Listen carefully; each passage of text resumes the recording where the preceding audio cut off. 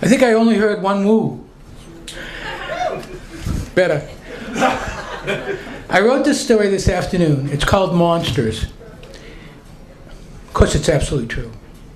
I got a call about 2 weeks ago from the Wall Street Journal.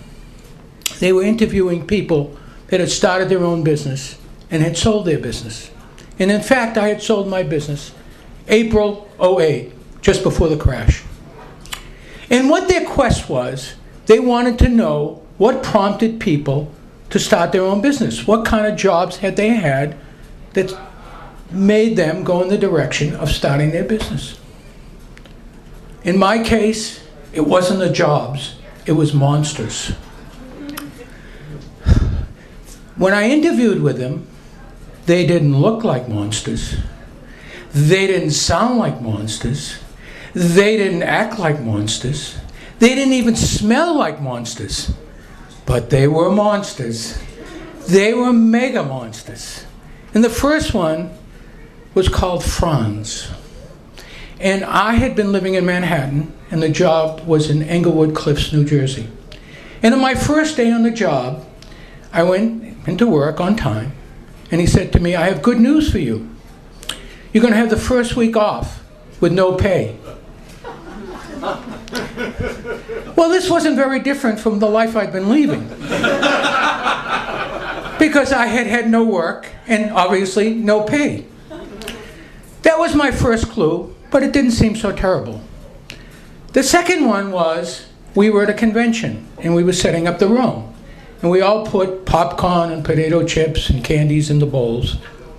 And I put my hand in for a potato chip. And suddenly I felt a hand on my wrist. And it said, "Those are for the customers!" I was getting more of a clue. The third thing was, every time an account would grow to a certain number, it would automatically become his. I was only allowed to call on small accounts. Well, the interviewer said to me, "How long were you with him?" I said, 4.5 years. You could hear in her voice, "What was wrong with you? Why did you stay with him for 4.5 years?" "Well," I said, "I guess I couldn't think of anything better to do. And besides, I was very young, so I guess my self-esteem was not so high." Well, after the 4.5 years, there was another company in New Hampshire that wanted to get into this process. It was a very, very revolutionary process that the first company was doing, and they had bought the machineries to get into this, and they had heard about me, and so they took my wife and I out for a very lavish dinner, and they promptly offered me a job at the lavish dinner. So I went there, and what I had forgotten to say was, because of the lavish dinner, I figured they wouldn't be miserly about potato chips. Any rate, I had had a tremendous experience with the 4.5 years.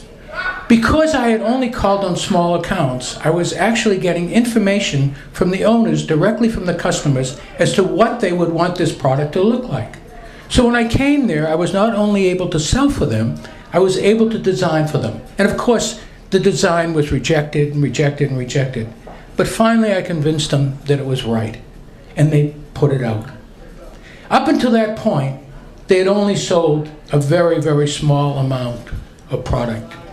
That particular product sold 500,000 pair in one season and continued for many years. Well, my reward was another lavish dinner, and at the lavish dinner they told me that Joe, who knew nothing about the product and knew nothing about the process, would be my new boss. Well, by then, my self-esteem had grown a little bit, and so I went to another company who would also have the machinery. There, my job was to design the product and sell the product. The president of the company would head up the other division. And in no time at all, the division that I was working for, that had never been in the business before, was selling over 1 million pair of the product, well over 1 million pair. But he was still badgering me every single month because my profits were nowhere near his division. The reason was because he was taking the scrap from our product and not paying us and getting it for free. Once again, I had no idea how I found these people. Well, the second company, the one that put this fellow Joe over me, bought the company I was working for. And they said, now you can be the design and salesperson and the head of this whole division. And we are very, very sorry and apologize profusely for putting Lou in charge of me. They didn't even have the decency to remember that it wasn't Lou, it was Joe. This is why I started my own company and was able to fortunately sell it April '08. And she said to me, and what are you doing now? And I said, I'm telling stories. And she said, are you getting paid for it? And I said, well, not exactly. And she said, well, why are you doing it? And I said, probably because I have nothing better to do. And then she said, and what about your self-esteem? And I said, I'm still working on it.